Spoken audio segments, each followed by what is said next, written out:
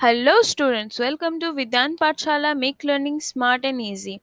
My name is Shubhashri Ghosh and I welcome you all to Vidyan Pathshala.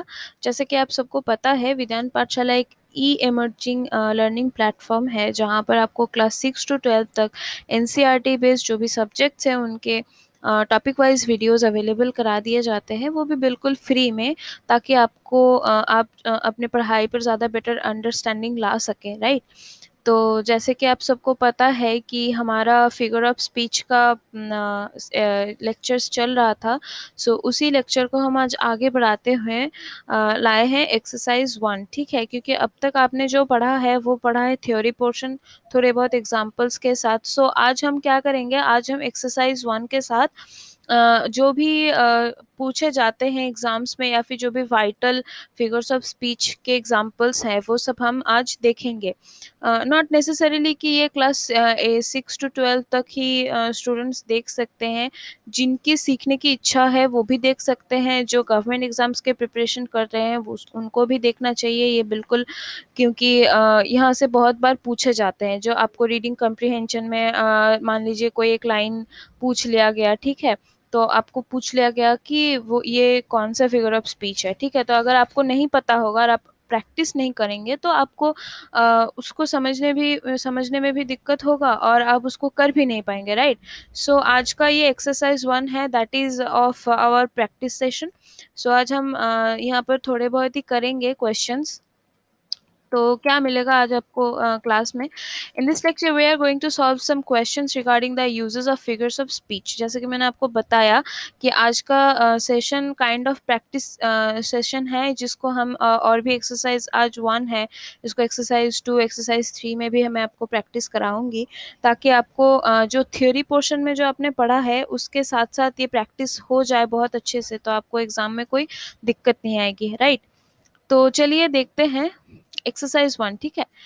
तो देखिए मैंने यहाँ पर आंसर्स भी लिख के रखा हुआ है, लेकिन अगर मुझसे कुछ मिस्टेक हुआ है तो हो गया है तो आप मुझे कमेंट सेक्शन में ज़रूर बताएं, या फिर अगर आपको और ज़्यादा एक्सरसाइजेस करने हैं, एक्सप्लेनेशंस देखने हैं, तो भी आप मुझे कमेंट सेक्शन में बता सकते हैं, ठीक है। और हाँ guys, before we start with the exercise, अगर आपको हमारा वीडियो पसंद आता है और अगर हमारे चैनल के जो भी लेक्चर्स हैं वो सब आप फॉलो करते हैं, तो प्लीज़ हमारे चैनल को सब्सक्राइब कीजिए, लाइक कीजिए और इसको शेयर बिल्कुल कीजिए, because that would be appreciation for our hard work, right. So इतना तो आप कर ही सकते हैं, राइट। तो चलिए हम देखते हैं पहले क्या है। 1. She is as furious as the lion who lament on the death of his beloved. आपको यहाँ पर क्लियरली विजिबल है as है, राइट। ये as, जैसे कि मैंने आपको पढ़ाया था कि सिमिलीज डिफाइन होते हैं जहाँ पर हम as या फिर like यूज़ करते हैं, तो आपको देख के ही समझ लेना चाहिए कि ये सिमिली है। यहाँ पर मतलब कोई आपको ज़्यादा दिमाग लगाने की भी ज़रूरत नहीं होती, बिकॉज यहाँ पर as furious as जो है ना, वो एज देख के ही आपको समझ में आ जाना चाहिए that this is an example of simile, okay. तो मतलब क्या है लाइन का मैं बता देती हूँ। She is as furious as the lion, वो इतना फ्यूरियस है, फ्यूरियस मतलब बौखलाई हुई जो होती है ना, तो बौखलाई हुई है एज द लायन, उस लायन के जैसे, ठीक है। Who lament on the death of his beloved, जो अपने जो वाइफ होती है, जो लाइनस होती है, उसके मौत पर रो रहा था, ठीक है। मतलब वो फ्यूरियस है, furious, she is as furious, okay. So यहाँ पर लाइन के साथ उसको कंपेयर किया जा रहा है, लेकिन इस कंपैरिजन का मेन फीचर है एज, जो कि हमको सिमिली में देखने को मिलता है। सिमिली में एज के साथ साथ लाइक भी देखने को मिलते हैं, और वो एग्जांपल्स में पीछे मतलब दूसरे स्लाइड्स में है, वो भी मैं आपको दिखाऊंगी, ठीक है। तो the second is the desert is as hot as the sun that can kill us. जो सन होता है वो हमको मार सकता है, क्यों, कैसे मार सकता है, वो ज़्यादा अगर हीट हो गया तो, बहुत सुनते हैं ना कि अब गर्मी में, गर्मी की वजह से बहुत लोगों की मतलब मृत्यु हो जाती है। तो इसी तरह से the desert is as hot, मतलब जो मरुस्थली होता है वो इतना ज़्यादा गर्म है, that can kill us, okay.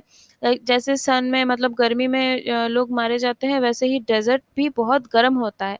मतलब डेजर्ट होता है एक्सट्रीमिज्म, मतलब सुबह गर्मी होता है, रात को उतना ही ठंडा हो जाता है। तो देयर हियर ही मतलब आपको इस लाइन में देखने को मिलेगा कि डेजर्ट के साथ सन का कंपैरिजन हो रहा है। कैसा कंपैरिजन? दोनों बहुत गर्म है, राइट। और यहाँ पर जो मेन की फीचर है वो है एज, ठीक है, जिसको देख के आपको समझ आना चाहिए और समझ में आएगा भी कि ये एक सिमिली है। This is very simple. Okay, now comes the metaphor. Okay, love is the spice of life, ठीक है। बोल रहा है कि जो प्यार होता है, लव होता है, वो that is the spice of life, ठीक है। तो यहाँ पर एक कंपैरिजन तो है, लेकिन यहाँ पर कोई एज लाइक ये सब कुछ नहीं है। जैसे कि मैंने आपको पढ़ाया था, metaphor is the condensed form of simile, ठीक है। कंडेंस्ड फॉर्म का मतलब क्या होता है? सिमिली में जैसे हम समझाते ना कि वो उसके जैसा है, हम वो नहीं बोलते। यहाँ पर मेटाफर में हम उसके जैसा नहीं बोलते, उस चीज को ही हम बना देते हैं। लाइक एज और लाइक हटा देते हैं, और यहाँ पर हम जैसे हम यहाँ पर बोल सकते थे love is like the spice of life, right. लेकिन यहाँ पर हमने लाइक को हटा दिया बिकॉज हमको लाइक नहीं चाहिए यहाँ पर। This is the form of metaphor. So हमने यहाँ पर लाइक को हटा दिया तो ये मेटाफर बन गया। अगर लाइक लगा देता तो वो सिमिली बन जाता। तो आपको हमेशा याद रखना है, metaphor is the condensed form of simile, ठीक है। फिर देखिए एक हाइपरबोल का एग्जाम्पल है, Belinda smiled and all the world was gay. Gay का मतलब यहाँ पर होता है happy, right. So Belinda smile, Belinda एक कैरेक्टर है हमारे रेप ऑफ द लॉक में एक कैरेक्टर है बेलिंदा। वो यहाँ पर बोल रहा है कि बेलिंदा स्माइल एक लड़की है जो मुस्कुराई, and all the world was gay, मतलब पूरी दुनिया खुश हो गई। लेकिन यहाँ पर all the world was gay, पूरी दुनिया तो खुश नहीं हो सकती ना। बेलिंदा एक नॉर्मल लड़की है, तो क्या मतलब इसका मीनिंग ये है कि बेलिंदा एक लड़की है जो मुस्कुराई, और उसके आसपास में जो भी उसके चाहने वाले थे, जो भी उसके बेलावट थे, जो भी उसके फ्रेंड्स थे, फैमिलीज थे, वो सब खुश हुए, राइट। तो इसको थोड़ा बढ़ा चढ़ा के बोला जा रहा है, तो that is the example of hyperbole, ठीक है। चलिए देखते हैं एक्सरसाइज 1, जैसे कि आपको सबको पता है कि कंटिन्यू हो रहा है। सो अ लाई हैज नो लेग्स, ठीक है। बोला कि अ लाई, लाई मतलब होता है झूठ, हैज नो लेग्स। आपको समझ में आ रहा है कि डायरेक्टली यहाँ पर एक लाई, एक झूठ को एक इंसानी पैरों के साथ कंपेयर कंपेयर किया जा रहा है। तो दिस इज अ पर्सोनिफिकेशन, क्योंकि यहाँ पर एक ह्यूमन फिगर दिखा रहा है। लेग्स तो किसी और मतलब में लाई जैसे एक एब्स्ट्रैक्ट थिंग है, वहां पर तो हम लेग्स नहीं ला सकते ना। Legs are the form of something living, and lie is nothing, lie is not living, lie is an abstract form, right.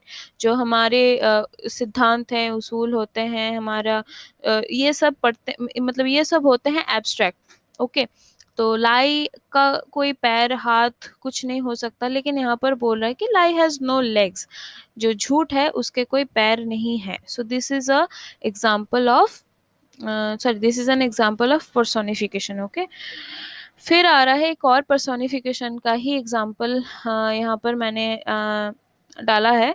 The wind lies in the arms of the dawn, ठीक है। Wind मतलब होता है हवा, don मतलब होता है जैसे जो रात और दिन के बीच में जो इवनिंग का टाइम होता है, मतलब इवनिंग जब शुरू होता है वो डॉन होता है, ठीक है। तो the wind lies in the arms of dawn, ठीक है। तो विंड जो होता है, जो हवा है, वो किसके आर्म्स में है? डॉन के आर्म्स में है। तो डॉन एक एब्स्ट्रैक्ट, फिर से एक एब्स्ट्रैक्ट थिंग है, उसके आर्म्स में तो आर्म्स तो नहीं हो सकते ना। आर्म्स तो ह्यूमन के होते हैं, या फिर आप चिंपैंजी के ले लीजिए, मतलब लिविंग थिंग्स जो होते हैं उनके आर्म्स होते हैं।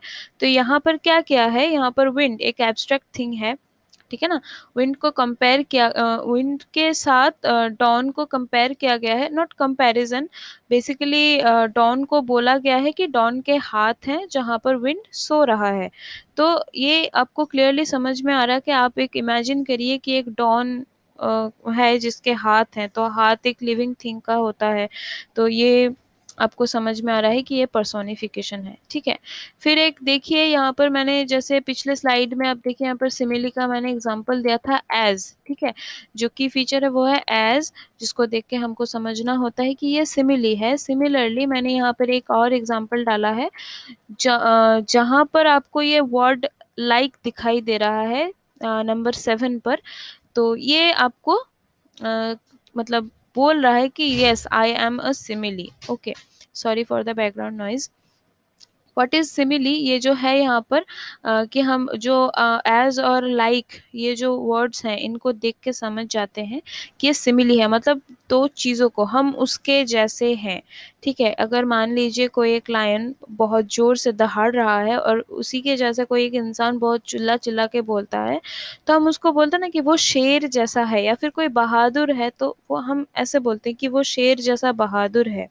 राइट, तो यहाँ पर ये जैसा जो है वो उसी का फॉर्म है इंग्लिश में लाइक और as. Okay, so the cities voice, cities voice, देखिए यहाँ पर सिटीज वॉइस जो है ये पर्सोनिफिकेशन के अंदर में भी आता है, बिकॉज सिटी होता है एक शहर, शहर का वॉइस क्या होता है, मतलब शहर में जो इंसान रहते हैं उसी के वॉइस हो गए। राइट, तो सिटीज वॉइस ये पर्सोनिफिकेशन का भी फॉर्म है। बट यहाँ पर देखिए एक लाइक आ रहा है तो हम इसको सिमिली लिखेंगे। ठीक है, the cities voice itself is soft like solitude. Okay, मतलब सिटी का जो वॉइस है वो सॉफ्ट है ना, लाइक किसके जैसा, सॉलिट्यूड के जैसा। राइट, तो ये यहाँ पर आपको दिख रहा है कि लाइक है, तो यहाँ पर ज्यादा मतलब सोचने की जरूरत भी नहीं है, आप इसको सिमिली करके आइएगा। ओके, फिर देखिए एक अपोस्ट्रोफी का एग्जाम्पल है, O Julius Caesar thou art mighty yet. Okay, मतलब अपोस्ट्रोफी में हम क्या करते हैं, हम किसी एक इंसान को बहुत बढ़ा के बोलते हैं। ठीक है, O Julius scissor, Julius Caesar को डायरेक्ट एड्रेस कर रहे हैं। तो आपको अपोस्ट्रोफी का जो मैंने पढ़ाया था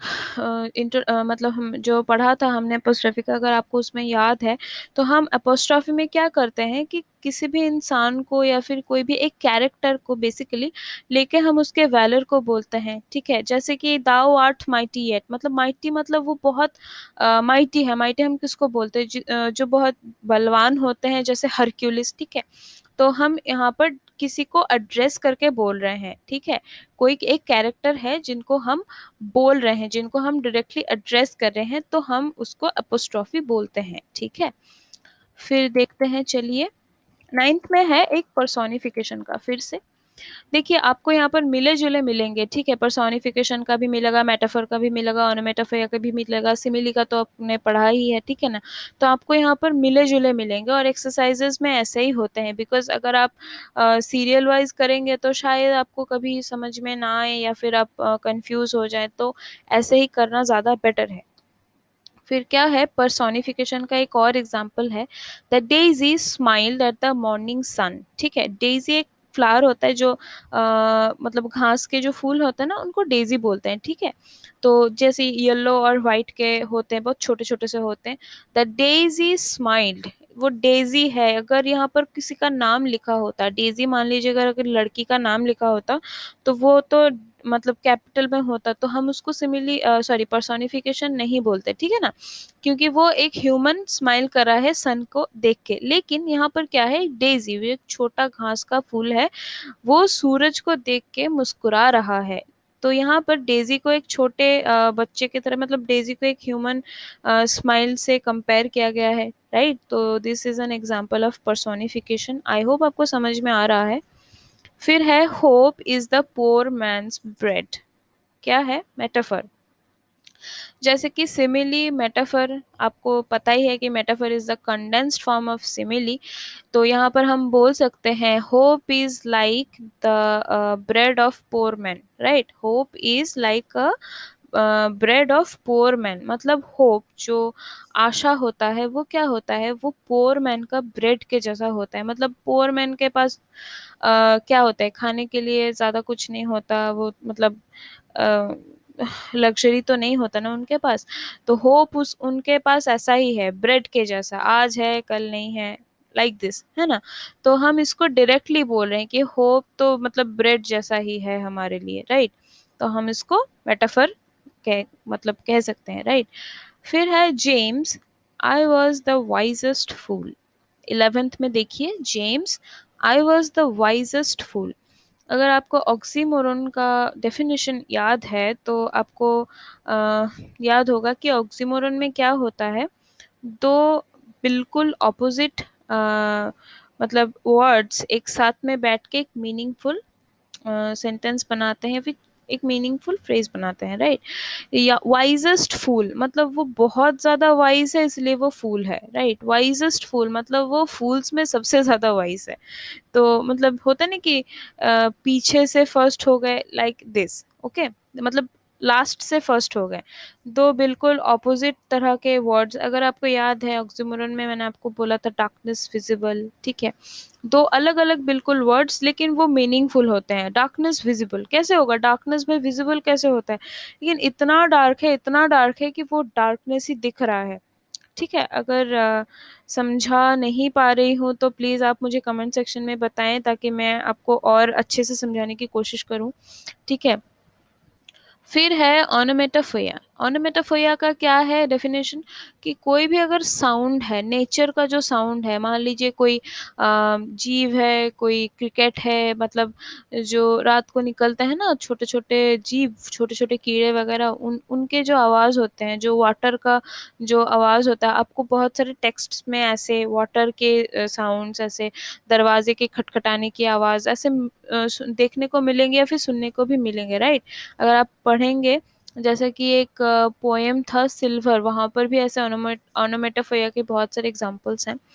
तो हम उसको ओनोमेटोफोया बोलते हैं, जो नेचर के जो साउंड्स होते हैं, जो हमारे टेक्स्ट्स को और ज़्यादा इन्हांस करते हैं, मतलब आप उसको विजुअलाइज कर सकते हैं, है ना। अगर आप किसी बुक में पढ़ रहे हैं कि एक दरवाज़ा खटखटाने के, लाइक खट खट खट, या फिर जो क्लॉक का आवाज़ होता है, जैसे टिक टॉक, ये जो जो भी आवाज़ें हैं, इनको हम ओनोमेटोफोया बोलते हैं, राइट।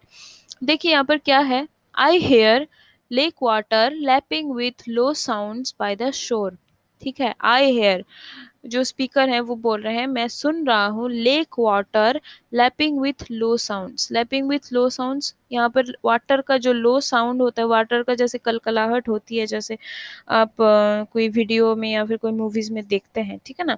तो वो साउंड यहाँ पर मतलब उभार के लिया गया है ना। तो वो साउंड, अगर कोई भी साउंड, नेचर का कोई भी साउंड अगर आपको टेक्स्ट में दिखे, अगर आपको लाइन में दिखे, तो वो ओनोमेटोफोया ही होगा, ठीक है। Onomatopoeia is the natural sound, okay. तो फिर देखते हैं, ये है पर्सोनिफिकेशन, ठीक है। फिर से, let not ambition mock their useful toil, okay. Toil मतलब होता है जो हार्डशिप होता है वो। लेट नॉट एम्बिशन, ये एक बहुत फेमस शेक्सपियरियन लाइन है। Let not ambition mock their useful toil, मतलब जो यूजफुल टॉयल है, जो यूजफुल एफर्ट्स उन्होंने डाले हैं, एम्बिशन को उन पर मॉक मत करने दो। मॉक करना क्या होता है, किसी का मजाक उड़ाना होता है, राइट।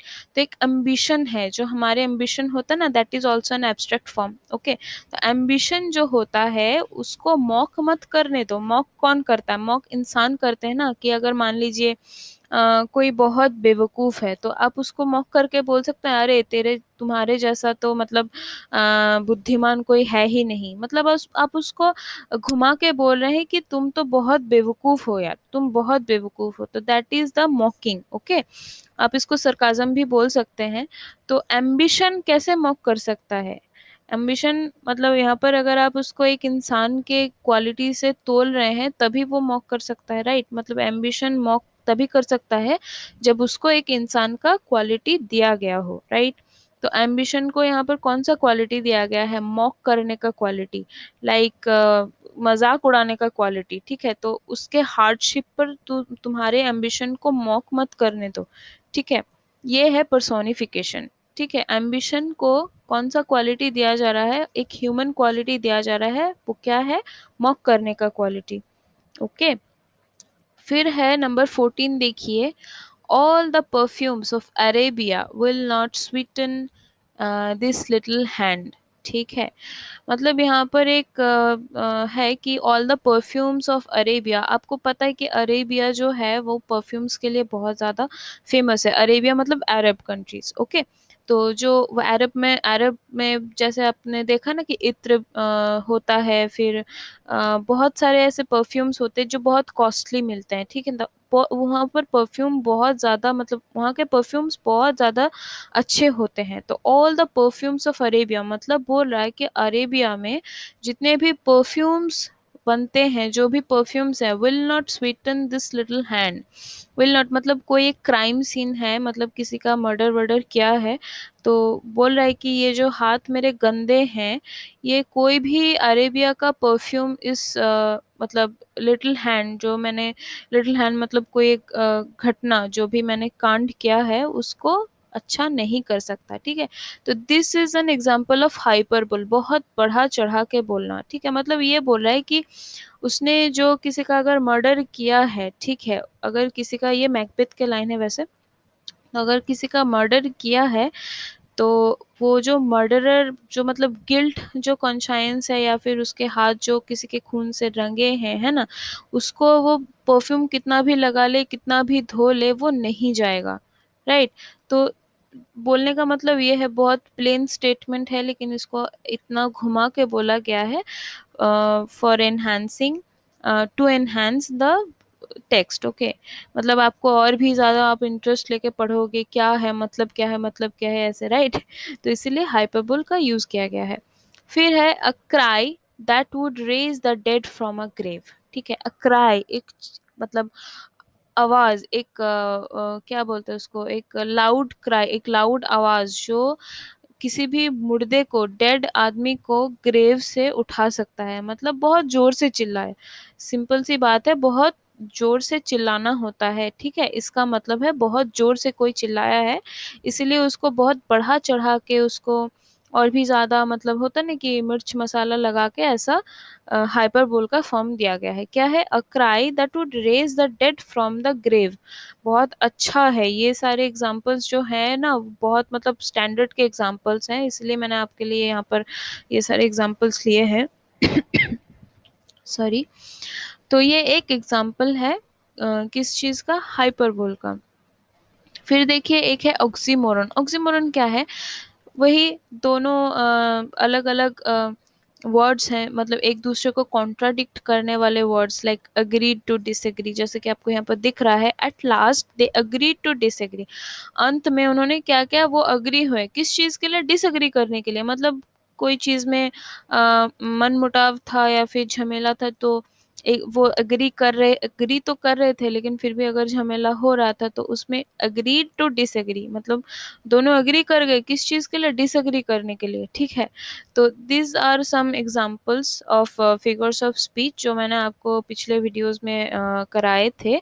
अगर आपको कोई भी दिक्कत है इन सबको समझने में, या फिर आपको डेमोंस्ट्रेशन में कोई प्रॉब्लम आ रही है जो मैं भी डेमोंस्ट्रेट कर रही हूँ, तो आप प्लीज़ मुझे कमेंट सेक्शन में बताइए।